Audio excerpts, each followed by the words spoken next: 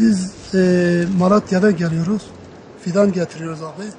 7 senedir ben Bitlis'e fidan getiriyorum. Ama böyle bir şey görmedim. 2 senedir bize çok sıkıntı yarattılar.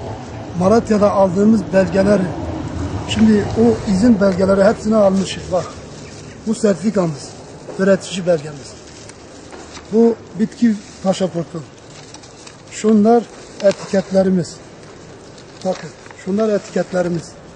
Bunlar izin aldığımızdan rağmen Malatya'da buraya getiriyoruz, bize çok sıkıntı yaratıyorlar.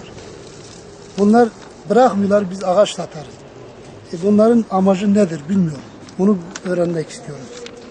Şimdi arkadaşlar, yani biz buna hizmet için buraya gelmişik. Eğer bırakmıyorlar bu ağaç satar, çıkarak başka yere götürür. Biz Türkiye'nin her tarafına ağaç götürüyoruz.